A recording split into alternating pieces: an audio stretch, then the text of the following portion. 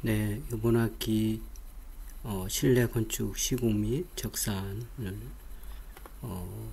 비대면으로 시작을 하도록 하겠습니다. 일단 교재는 참고할 교재는 이제 건축 시공 문은당의 노인철 저자의 참고서를 교재로 참고로 하겠습니다. 건축 시공은 이제 시공적인 건데,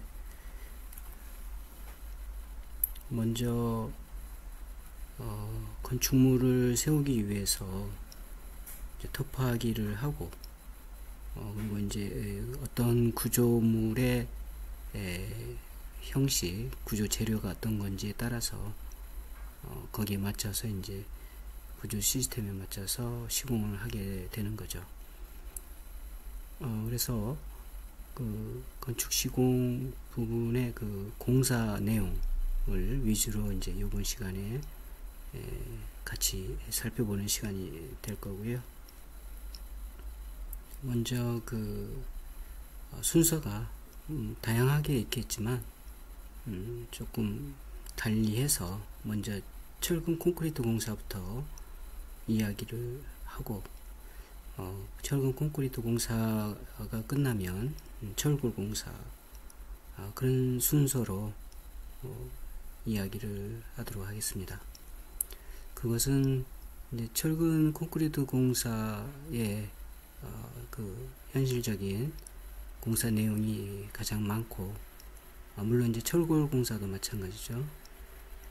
따라서 철근 콘크리트 공사에 대해서 먼저 이야기를 같이 한번 살펴보는 시간을 갖도록 하고, 그 다음에 이제 공사가 철근 콘크리트 공사, 철구 공사, 벽돌, 블록 공사, 그 정도로 메인 공사 정도 얘기하고, 그리고 이제 그 토공사가 있죠. 터파기하고 이제 기초해야 되기 때문에 토공사, 또 지정하고 기초공사, 그리고 이제 총론은 이제 공사 계약이라든가 하도급이나 도급 관계, 발주 관계, 이런 사항들은 이제 총론에서 조금 뒷부분에서 얘기를 하고, 거기까지 하면 그 이후에는 이제 기타 또 주요 공사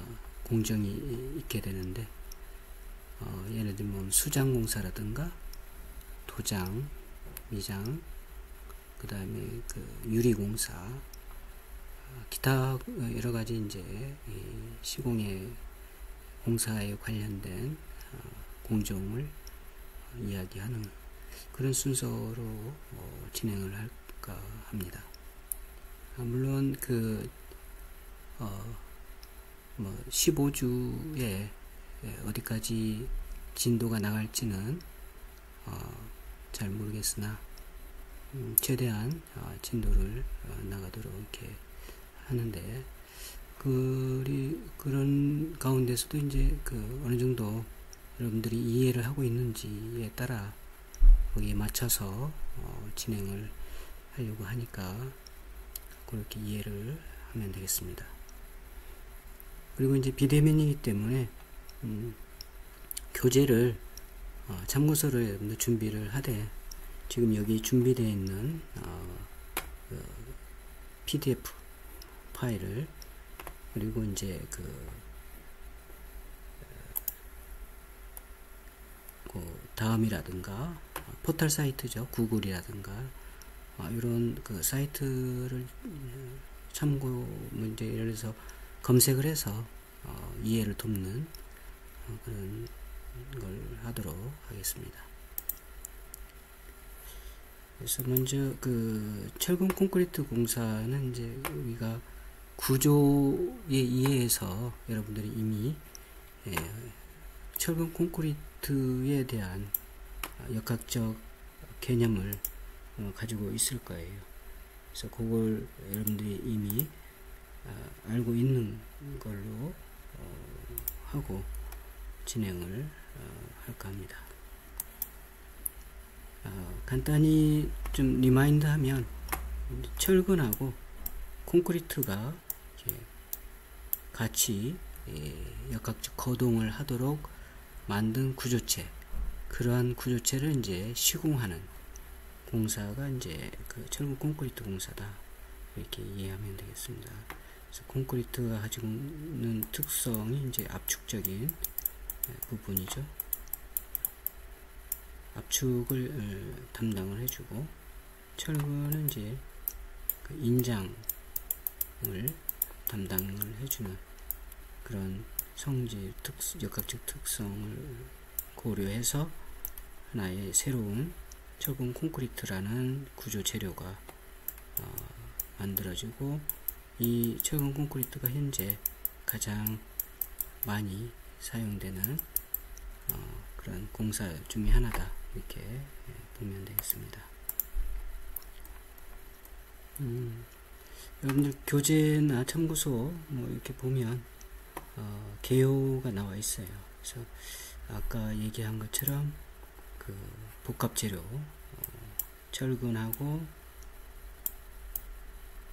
그다음에 콘크리트, 스틸하고 콘크리트가 같이 사용되는 그런 구조 재료다, 이렇게 보면 되는데, 시멘트는 콘크리트는 이제 시멘트, 콘크리트, 시멘트, 그 다음에 골재는 이제 장골재하고 굵은 골재가 있겠죠.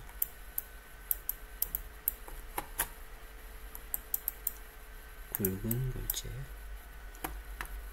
그리고 이제 물, 그리고 혼화재, 이런 것들이 이제 혼합돼서 콘크리트가 되는 거고, 이 콘크리트에 사용되는 이 시멘트 종류가 여러 가지가 있게 됩니다. 그래서 이번 시간에 이 철근 콘크리트 공사에 이 시멘트하고 물, 그리고 혼화재, 이런 것들로 인해서 시공할 때의 그 어떤 반응들이 있어요. 이 반응에 의해서 철근 콘크리트에 크랙이 생기게 되는데, 크랙이 생기는 거라든가 이런 것들을 어떻게 하면 저감할 수 있는지, 이런 것들이 이제 시공할 때 중요한 요소가 되고, 그 다음에 콘크리트가 이제 그 경화가 일어나는데, 경화라고 하면 이제 굳는 거죠.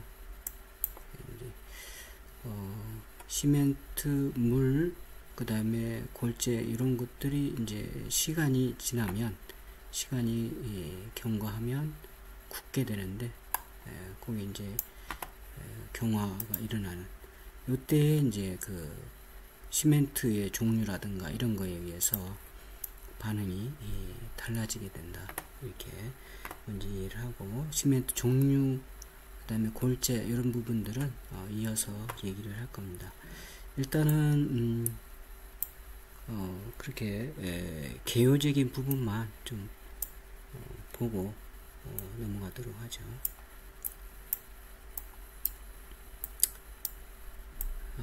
그 다음에 이제 이 철근 콘크리트의 특징 중에 하나가 이 거푸집을 사용한다는 겁니다. 아까 이제 콘크리트가 있었는데, 콘크리트는 조금 전에 얘기한 것처럼 시멘트, 물, 그 다음에 골재, 그 다음에 이제 혼화재, 이런 것들이 이제 섞어서 혼합해서 만든 그런 재료인데, 따라서 이게 유동성이 있는 거죠. 그래서 어떤 형틀을 만들고 그 안에 콘크리트를 부어야 어떤 형상이 이제, 물론 이제 굳어야 되겠죠. 형상이 생기는 그런 이제 공사 원리가 되는데, 따라서 이 거푸집이 이제 필요하다는 것입니다. 그래서 거푸집 공사가 이제 나오게 되어 있고, 그래서 거푸집 안에 콘크리트를 부어 경화된 후에 거푸집을 제거하는 공사 이렇게 되어 있죠. 물론 이제 조금 전에 이렇게 예를 들어서 보가 이렇게 거푸집을 이렇게 만들었다, 그죠? 거푸집 만들었으면 여기에 이제 철근을 이렇게 배근을 하는 거죠. 철근, 보에 들어갈 철근을 배근을 하고 그 안에 이제 콘크리트를 타설을 하는 거죠. 그리고 경화가 된 다음에는 이 거푸집을 이렇게 탈령 떼내는 거죠. 이런 공사가 이제 철근 콘크리트 공사다, 이렇게 보면 되겠습니다. 그래서 이제 거푸집 공사가 먼저 나오는데, 첫 번째 아까도 얘기했듯이 설계된 구조 계산해서 설계된 단면이 있어요. 크기, 보의 단면이라든가 기둥의 단면, 그 다음에 형태, 이런 것들이 있는데 거기에 맞춰서 이제 거푸집을 조립을 해서 만드는 거죠. 그리고 거푸집 안에 이제 콘크리트를 넣어서 경화할 때까지, 굳을 때까지 이제 기다려야 되는데, 그 형틀을 우리가 이제 거푸집 공사라고 하고, 따라서 이제 거푸집을 예를 들어서 뭐 슬라브다 이렇게 보다 그러면 이 거푸집만 이렇게 공중에 이렇게 둥 떠서 있을 수 없죠. 그래서 이렇게 서포트를 하게 돼요. 서포트 하는 것들이 이제 또 이 시공에 있어서 안전사고나 이런 걸 이제 방지하고 구조물이 안전하게 콘크리트 타설 후에 경화할 수 있도록 해줄 필요가 있다, 이런 얘기가 되어 있고, 이런 것들이 이제 가설 공사를 이제 하게 됩니다. 나중에 가설 공사, 그래서 서포트를 이렇게 설치한다든가 동바리를 설치한다든가 이런 것들을 이제 해서 거푸집 공사를 하게 된다, 이렇게 보면 되겠습니다. 그래서 거푸집의 역할, 이제 여러분들이 이제 좀 기억을 해야 될 거푸집의 거푸집 공사에 대해서 이제 아까 얘기를 했는데, 그 역할이 뭐냐? 아까 콘크리트는 굳기 전에는 이제 굳지 않은 상태이기 때문에 유동성이 있다고 그랬죠. 유동성 콘크리트의 일정한 형상하고 이제 그 치수를 이 거푸집이 유지해 주는 거죠. 틀 안에서. 그 다음에 이제 콘크리트 수화 및 경화의 건전한 진행, 그리고 피복 두께 및 구조체의 정밀도 확보. 아까 이제 보를 예를 들었는데, 보가 이렇게 있으면 철근, 예를 들어서 보에, 여기 이제 거푸집이라고 하고, 이 보가 예를 들어서 복근보다, 이렇게 복근보가 이렇게 있을 수 있죠. 이거 단면이에요. 그래서 이렇게 이제 스트랍을 감고, 이 철근이에요. 철근. 요것도 철근이죠. 복근보니까 철근이 이렇게 있죠. 그래서 쭉쭉 이렇게 가겠죠. 철근들이 이렇게 가는데, 요때 요 철근의 이 철근도 이렇게 예를 들어서 뭐 16mm 철근이다 그러면 이렇게 16mm 철근이 있는데, D16 이렇게 우리가 이제 아마 일반 구조 시간에 얘기를 했을 건데, 이렇게 파이 뭐 10mm 이렇게 돼 있는 경우는 이제 온도 철근으로 주로 온도 철근으로 사용하는 치수고, 이런 경우는 이제 원형 철근이 된다, 이런 얘기를 했고, D16 뭐 D 뭐 32 이런 경우는 이제 이형 철근이 되는 거죠. 이형 철근. 그래서 또 뒤에 철근 다룰 때 또 얘기가 되면 구체적으로 또 얘기를 하도록 하고, 일단은 예를 들어서 16mm 철근이다. 그러면 16mm 여기가 이제 16mm인데 여기서부터 이렇게 측정을 해서 여기 16mm, 요게 10mm다. 그러면 여기 이제 온도 철근이다. 그러면 이 16mm면 16mm, 10mm면 10mm 요 바깥에서부터 여기까지를 우리가 피복 두께 이렇게 얘기한다는 얘기죠. 피복 두께. 그래서 요 피복 두께가 있어야 된다. 그래서 그걸 피복 두께가 이제 그 법으로 기준으로 이렇게 정해져 있어요. 구조 기준에. 그래서 피복 두께를 정확하게 확보를 해줘야 나중에 문제가 안 생깁니다. 구조체에. 여기서 말하는 구조체 문제는 안전상의 문제죠. 그래서 시공이 불량하면 이제 구조체에 문제가 생기는 거죠. 그래서 이런 것들이 이제 거푸집의 역할이다. 이렇게 볼 수가 있게 되겠습니다.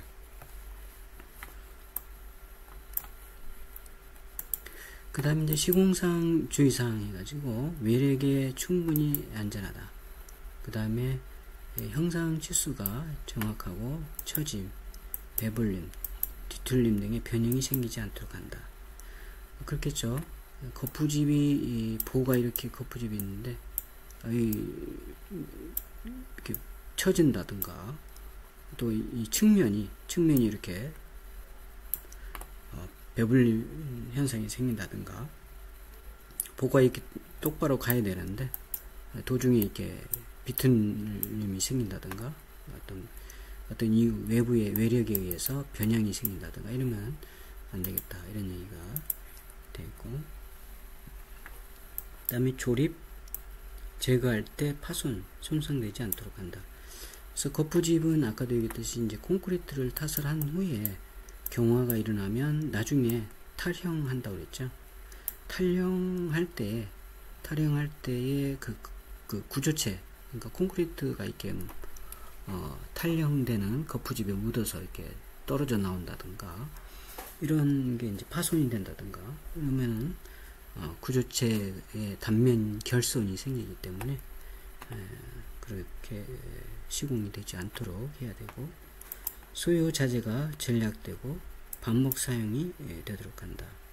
그래서 거푸집은 이제 종류가 있지만, 예를 들어서 목재 이런 거푸집 같은 경우 이제 그 사용을 하고 버리는 게 아니고 탈형 떼어낸 다음에 또 손질해서 쓸 수가 있죠. 반복해서. 물론 이제 우리가 그 적산하게 되면 견적 적산할 때 보면 거푸집이 사용 횟수가 있어요. 그리고 층별에 따라서 거푸집의 노임이라든가 노임 단가라든가 사용 횟수가 있기 때문에 거기에 맞춰서 우리가 이제 적산할 때 그 견적을 하죠. 그 다음에 거푸집 이음새는 수밀하게 되어 시멘트 페이스트가 새어나지 않도록 한다. 이 시멘트 페이스트는 그 시멘트 풀이라고 이렇게 하죠. 시멘트 풀. 그래서 이 시멘트 풀이 거푸집이 수밀하지 않아서 틈 사이로 이렇게 흘러서 빠져나가면은 나중에 경화가 돼도 콘크리트의 강도가 설계 강도가 나오지 않습니다. 그래서 그런 부분이 좀 이제 주의해서 거푸집 공사를 해야 된다 이런 얘기가 되겠고, 그래서 거푸집 공사의 그 중요성에서 먼저 품질 측면, 콘크리트가 응결하기까지의 형상, 치수의 확보와 수화 반응의 건전한 진행을 보좌하고, 그 다음에 콘크리트 구조체의 구조 정밀도 확보, 아까 얘기했듯이 이제 그 피복 두께 확보, 표면 마무리를 이제 하는 데 있어서 품질 측면에서 중요하다. 수화 반응은 이제 콘크리트가 아까도 얘기했듯이 시멘트, 물, 골재, 그 다음에 경화, 혼화재 이런 것들이 이제 굳어서 굳게 되는데, 그때에 이 콘크리트 덩어리 이제 시멘트하고 물 사이에 반응을 일으켜서 열을 내는 거죠. 열. 여기 이제 수화열인데, 이 수화열에서 콘크리트가 이렇게 있다. 골재가 있고, 굵은 골재, 작은 골재 이렇게 있고, 여기 시멘트가 이렇게 섞여 있겠죠. 그러면서 여기 이제 시간이 지나면서 경화하면서 아까 여기 시멘트하고 물의 반응에 의해서 열을 이제 발산하는데, 열이 이 내부에서 갇혀 있을 수가 없죠. 그래서 내부에서 이렇게 삐직삐직하고 표면으로 이렇게 열이 이렇게 나오면서 이제 식게 되는데, 이때에 이 열이 나오면서 이게 콘크리트 표면에 균열을 일으키게 되는 거죠. 그래서 이 수화열을 어떻게 컨트롤하느냐에 따라서 굉장히 이제 콘크리트 공사의 품질, 시공 품질이 좌우된다, 이렇게 보면 되겠습니다. 그 다음에 이제 공기 및 안전 측면. 그래서 거푸집 공사 기간은 전체 공사의 기간의 이제 25%, 4분의 1 정도 차지하기 때문에 그 반복적인 공사이고, 공기 단축하는데 굉장히 중요한 요소가 되고, 그 다음에 콘크리트의 자중, 측압, 고중, 하중 및 작업 중 작업자의 이동, 여기 이제 작업 하중이죠. 그 다음에 각종 소유자재 등의 적재 등에서 이제 안전하도록 구조적 검토가 반드시 필요하다. 그래서 이제 콘크리트 자중이라는 게, 콘크리트는 아까 얘기했듯이 물, 시멘트 뭐 이런 것들이 이제 혼합돼서 만들어졌기 때문에, 이제 그러니까 콘크리트는 보통 2.3 무근이 아닌 경우 2.3톤 정도 예를 들면, 그러면 상당히 그 무게가 나가는 거죠. 그래서 이 콘크리트 무게에 대해서 안전하게 그 지탱을 해줘야 된다는 얘기죠, 거푸집이. 그래서 그런 것들의 콘크리트 자중이 되고, 그 다음에 이제 기둥이나 벽체, 이래서 벽체가 이렇게 쭉 있다. 이렇게 벽체가 있으면은 콘크리트를, 물론 이제 철근 배근을 하고, 여기에 콘크리트를 이렇게 부으면, 콘크리트가 아직 굳기 전이니까 유동성이 있다고 그랬죠 아까. 근데 이 콘크리트의 무게 때문에 이 위에서 이렇게 쭉 콘크리트가 짓누르게 되면, 이 벽체의 이 거푸집이 헛수라면 이게 측압이 생기기 때문에, 측압으로 인해서, 이 측압이 이렇게 생기겠죠. 이렇게 측압이 생김으로 인해서 상당히 이 벽체의 거푸집이 부실하면 어떤 여기에 이렇게 배불림 현상이 생긴다든가, 거푸집이 붕괴된다든가, 이런 현상이 생길 수 있다. 그래서 그런 안전 측면에서도 이 거푸집에 대한 검토, 구조적 검토가 필요하다, 이렇게 보면 되겠습니다. 그리고 이제 공사비 측면, 거푸집 공사비는 전체 공사비의 한 10% 정도 이렇게 차지하는데, 공사비 절감의 여지가 매우 높다. 따라서 거푸집 공사의 계획 및 원가 절감을 위해서 합리적인 공법 선정이 필요하다. 그래서 이제 공사 현장에서는 어떻게 하면 공사비를 절감할 건지, 여기 이제 안전하게 시공을 하면서 안전 시공을 하면서 공사비 절감을 어떻게 하면 많이 할 수 있겠느냐. 이게 이제 공사 현장에서의 중요한 이슈 중에 하나가 된다.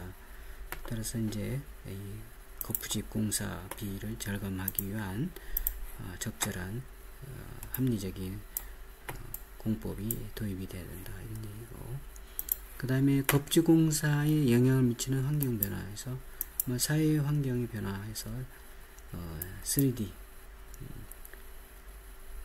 그렇죠. 요즘은 이제 그 외국인 노동자들이 많이 들어와서 이런 3D 업종에 이제 근무를 하고 있죠. 대체 근무를. 그래서 이제 어렵고 힘들고, 그죠? 위험하고 더럽고 이런 것들을 이제 좀 기피하는 그런 게 있는데, 그런 현상이 이제 외국인 노동자들이 이제 대체되고 있는 그런 사회적 변화가 있고, 그 다음에 기능 인력 감소와 기능도 저하, 노무비 상승.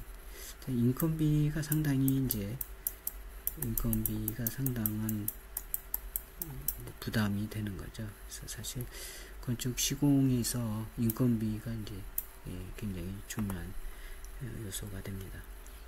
그 다음에 공사 규모의 대형화, 고층화, 안전사고를 위한 인적, 물적 피해 증대, 그 다음에 자원 전략, 그 다음에 재활용, 이런 확산에 대한 환경 보전 운동, 이런 것들이 이제 사회적으로 나타나는 이슈 중에 하나다, 이렇게 보면 되겠습니다.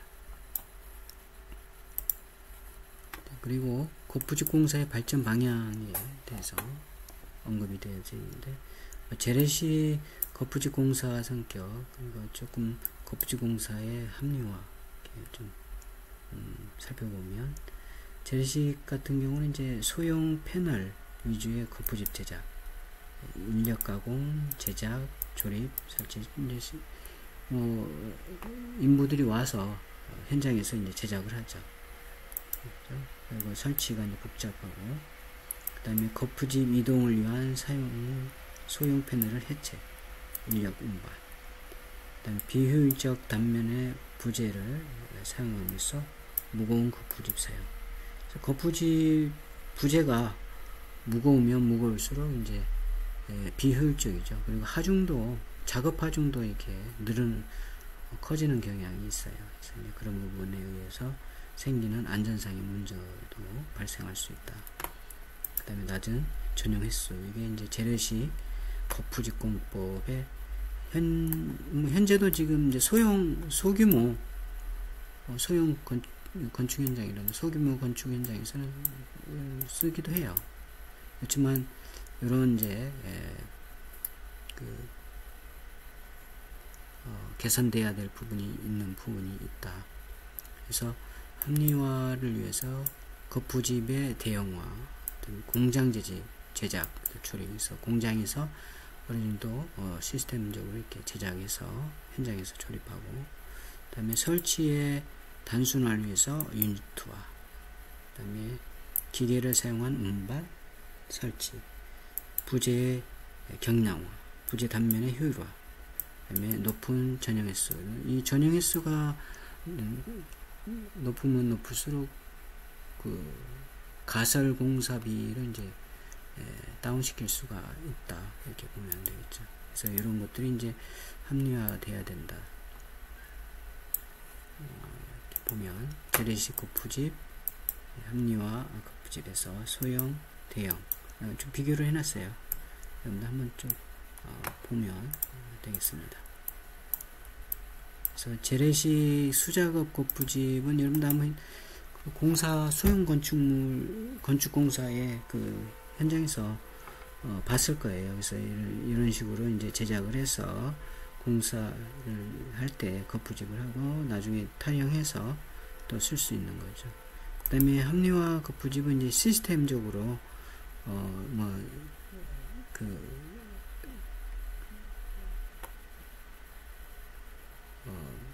할 수 있는 그런 거푸집이 되고, 계속 반복적으로 이렇게 거푸집을 이렇게 사용할 수 있는 그런 게 이제 이 시스템 거푸집이 되겠죠. 그래서 이제 합리화 거푸집은 이렇게 사용이 되고 있고, 특히 고층 건축물이라든가 이런 데는 이제 이런 합리화된 거푸집 공법을 이제 사용을 하게 된다, 이렇게 보면 되겠습니다.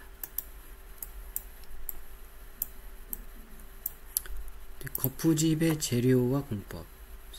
주요 부재의 구성 요소에서 거푸집, 널 자재, 그 다음에 각종 지지부재, 부속 철물 이런 것들이 이제 구성이 돼서 거푸집 공사를 하게 되는데, 이게 이제 이 슬라브죠. 이 슬라브가 이렇게 있으면 슬라브 위에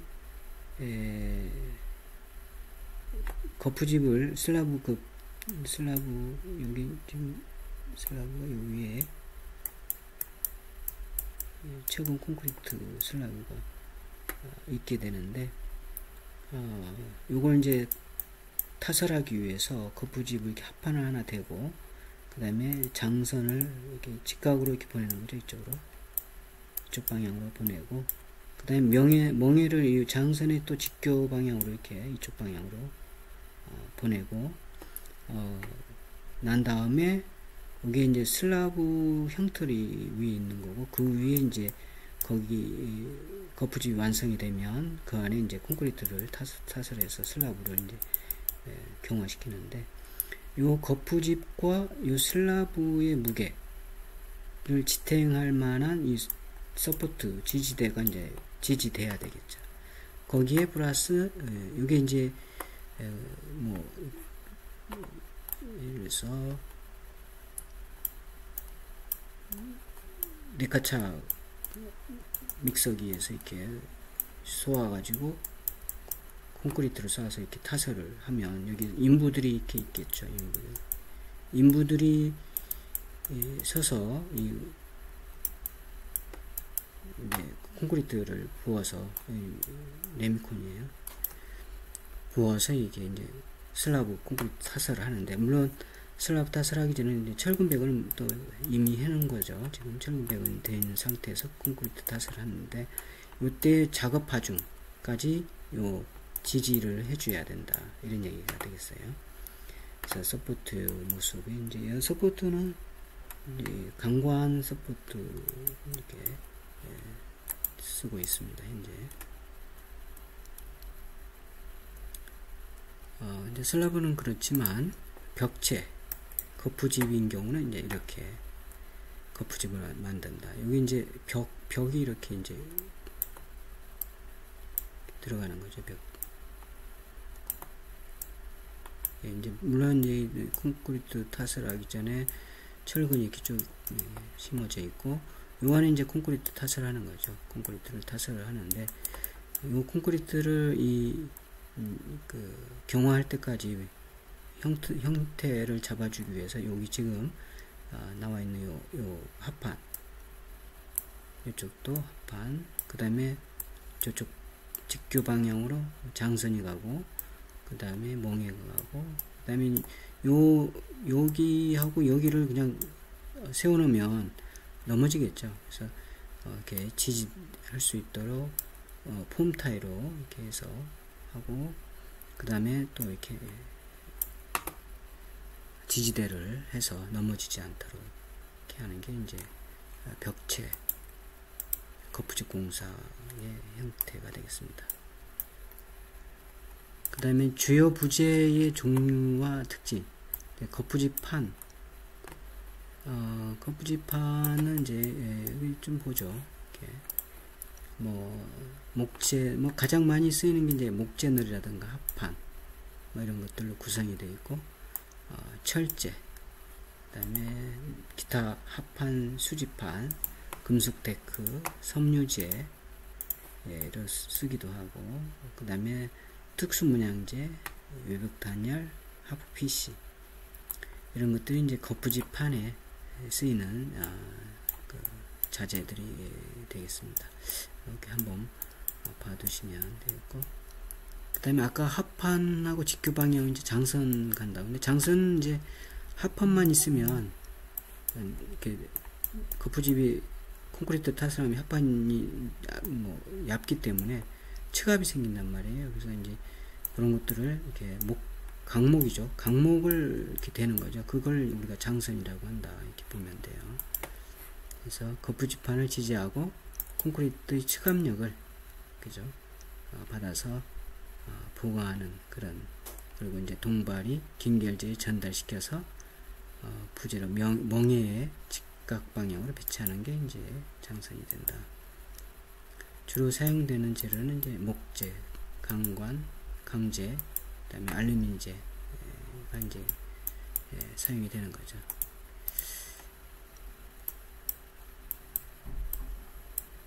그 다음에 멍에, 벽 또는 기둥 거푸집에는 이제 거푸집 패널을 지지하고 층압을 전달받아 변형이 되지 않도록 유지시켜주는 수직부재, 수평부재. 아까 얘기했듯이 이제 합판이 있고 장선이 있고 멍에가 이렇게 있다 했죠. 그래서 장선하고 이 멍에는 이제 직교 방향이 되는 거고, 그 이제 장선이 수직이면 수평이 될 거고, 수평이면 수직이 되겠죠. 멍에는. 그래서 하중을 전달해주는, 지지해주고 전달하는 그런 부재가 멍에가 되겠습니다. 그래서 이제 거푸집이 이제 형성이 되면 그걸 이제 지지하는 서포트, 여기 서포트도 있죠. 여기 서포트, 이것도 서포트, 자, 이것도 서포트 이렇게 받쳐주는 거예요. 지지하는 거고 이렇게. 그래서 바닥 거푸집에서 거푸집의 자중과 중량, 콘크리트 중량, 작업하중을 지지해서 바닥 구조물에 안전하고 정확하게 시공할 수 있도록 하는 수직 부재를 우리가 서포트다 이렇게 보면 되겠고, 그 다음에 이제 폼타이 하고 칼럼밴드가 있습니다. 폼타이는 종류는 매립형, 뭐 관입형이 있고 여러 가지 형태들이 있어요. 이렇게 좀 참고하고, 벽체 또는 거푸집에서 거푸집판을 일정한 간격을 유지하도록 하기 위해서 이제 설치하는 부재가 되겠고, 콘크리트 층압을 최종적으로 지지하는 매입형과 관통형이 있다. 그래서 여기 보면 이제 거푸집, 슬라브 거푸집을 지지하는 지지대, 여기 이제 지지대 서포트들이죠. 서포트들, 다 서포트들이죠. 그죠? 요 위에 이제 슬라브, 요 거푸집이 있고 요 위에 슬라브가 이제 있는 거죠. 그 다음에 폼 제거 후 구조 보강용 제거 서포트. 요 이제 거푸집 폼, 그러니까 탈형이 된 거예요. 탈형, 그러니까 떼어낸 거죠. 거푸집을 떼어낸 다음에 아직 이제 예를 들어서 보다, 슬라브다 그러면 아직 그 설계 강도까지 안 나온 상태죠. 설계 강도가 아직 안 나왔기 때문에 이제 초기 강도만 나오면 탈형을 하니까 설계 강도 나오기 전까지는 지지를 해줘야 된다는 거죠. 그래서 구조 보강용 서포트가, 제급 서포트가 반드시 필요하다. 이렇게 제급 구조 보강용이죠. 아직 완전하게 우리가 원하는 설계 강도까지 안 되어져 있기 때문에 서포트를 해줘야 된다.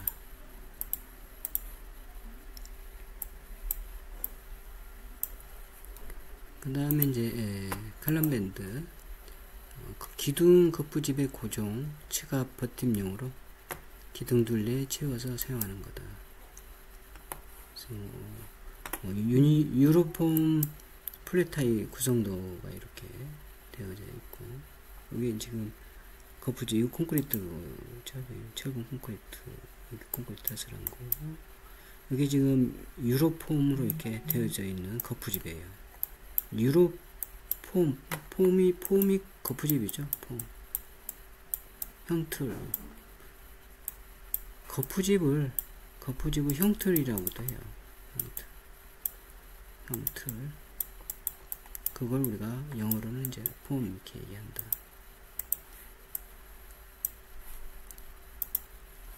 그리고 이제 관입형, 그다음 매립형 형태, 거푸집에 있어서의 단면도가 이렇게 나와 있습니다. 폼타이 구조, 플랫타이, 테이퍼, 바타이. 테이퍼라는 게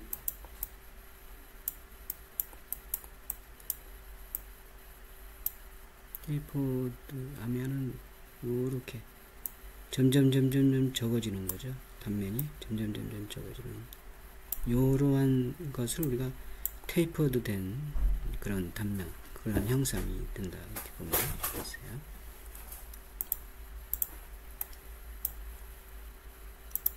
그 다음에 칼럼밴드 이렇게 되어져 있고, 칼럼밴드 기둥 설치 모습 해가지고 나와 있어요. 이 기둥에 지금 칼럼밴드가 이렇게 있는 거죠. 단면이 보면 이렇게 칼럼밴드 이렇게 되어져 있는 상태가 되겠습니다.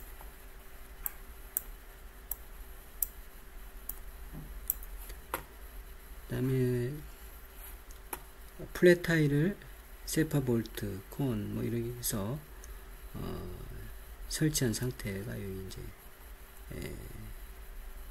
지금 이 철근 백은 상태죠. 여기 거푸집이 있고 여기 이제 거푸집이 아직 안 돼 있는 상태죠. 철근 배근만 한 상태고, 그죠? 이런 이제 각종 폼 타입 모습인데, 이런 폼 타입이 지금 여기 들어가 있는 거죠. 이렇게 심어져 있는 거죠. 그래서 여러 가지 타입들이 이렇게 있다.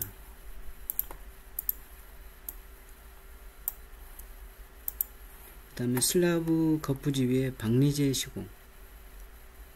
지금 슬라브 거푸집 위에 박리제, 그러니까 나중에 타령 떼어내야 되는데, 콘크리트가 이제 경화되면서 합판하고 달라붙어서 떨어지지 않으면 이제 안 되니까 그런 박리제를 한다든가, 격리제, 간격제. 여기는 이제 기둥용 스페이서 격리가 되어 있고, 웅벽용 뭐 격리제, 바닥용 스페이서. 그러니까 간격을 두는 간격제죠. 간격을 이렇게 띄울 수 있도록 이러한 보철물을 사용을 하는 겁니다. 그래서 콘크리트를 타설하면 속에 안 보이니까 미리 이 간격제, 각종 스페이서라는 게 이제 스페이서,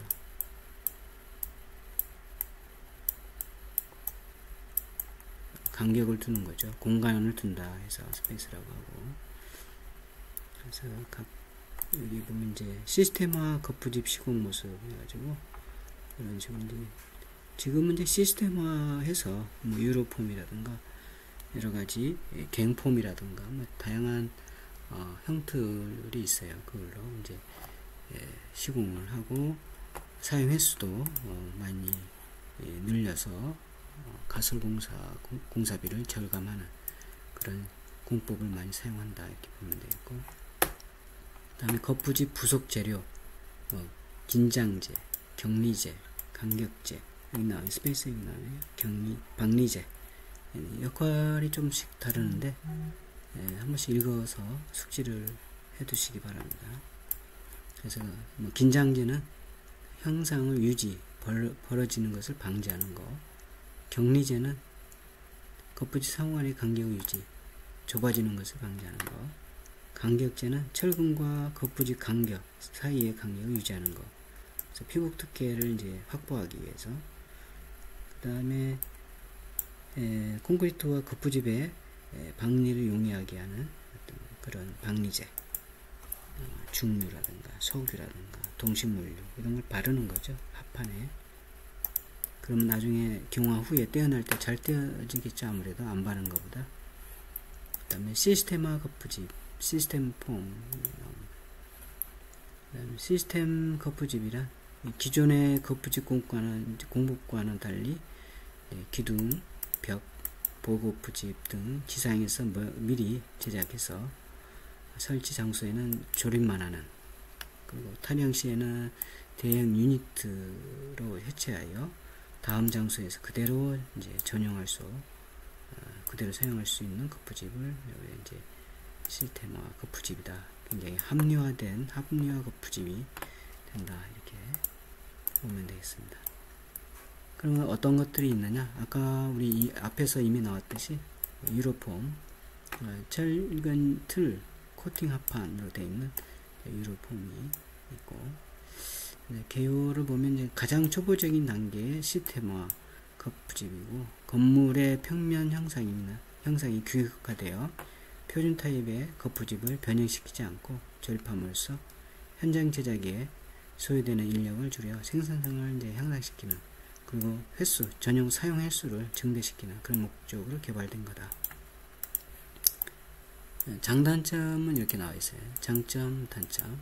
그래서 뭐 한 가지 형의 패널로 벽, 슬라브, 기둥, 조립 이런 게 이제 가능하고, 일반 합판 거푸집에 비해서 시공 정밀도가 높다. 조립이 간단하고 별도 장비가 필요 없고 초기 투자비가 적고 손료가 싸다. 경제적이라는 얘기고, 단점은 이제 부재의 크기가 작고 해체, 조립을 반복하면서 반복하게 되면서 이제 인력 소모가 좀 많이 나고 인건비가 좀 늘어난다는 얘기고, 부재 조립, 해체, 운반을 인력에 의존하고 시공 속도가 느리다. 인력 수급 상황에서 수급이 안 되면 좀 곤란하게 되는. 그 다음에 이제 라운딩, 곡면도 이제 콘크리트 탓을 하면 되는데 곡면 시공이 좀 어렵다는 얘기죠. 유로폼은. 그리고 치갑이 좀 약하게 된다. 치갑에. 그 다음에 거푸집 이음 부위가 많아서 시멘트 페이스트, 아까 얘기했던 시멘트 풀이 이렇게 셀 수가 있어요. 그러면 이제 콘크리트 강도에 영향을 미치기 때문에 이음 부위 면 처리가 이제 비용이 많이 든다. 그래서 앞면과 뒷면이 이렇게 생겼고, 뭐 이쪽 한번 이렇게 유로폼의 형태가 이렇게 생겼습니다. 탈량 전 모습, 후 모습. 유로폼이죠, 이게. 유로폼. 이제 유로폼 떼는 거고. 구성도는 이렇게 생겼어요. 아까 뭐 우리 요 앞전에서 금방 본 거, 요거죠, 요거. 이렇게 구성이 되어져 있다. 이렇게 합판, 여기 요 부위에 보강제가 되어져 있고, 그 다음에 시공 일반, 유로폼 적재, 뭐 이렇게 적재하고, 좀 화면이 준비되어 있으니까 교재 참고서의 그림을 한번 봐두시기 바라고. 자, 오늘은 여기까지 유로폼까지 하고, 다음에 이어서 알루미늄 폼 이어서 하도록 합니다.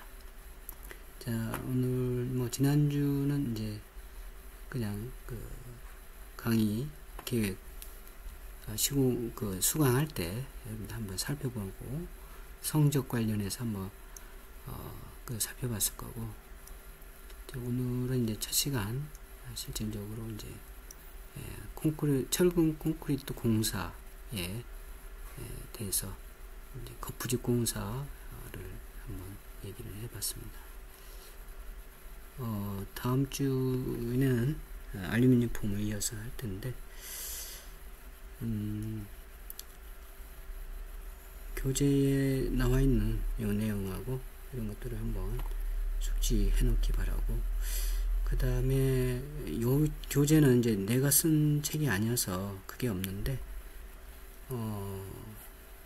여러분들이 이제 요 동영상 듣고 여러분들 학습하는 거가 필요해서 지금까지 들은 내용하고 이제 참고서를 토대로 여러분들 각자가 생각하는 주요 용어, 키워드죠, 키워드를 댓글로 카페 댓글 있죠? 카페에다가 간단히 키워드 쓰고 간단히 설명을 이렇게 해서 네다섯 개 하면 어떨까 싶은데, 5-6개 정도, 6개 정도의 주요 용어를 각자 본인이 생각하기에 요번 시간은 요 용어는 좀 기억을 하겠다. 예를 들면 뭐 수화열 또는 뭐 유로폼, 거푸집, 장선 뭐 이런 것들은 이제 자기가 생각하는 걸 카페에 실내 건축 및 적산 폴더 있는 거 알죠? 거기 들어가서 2주차 거기다가 이렇게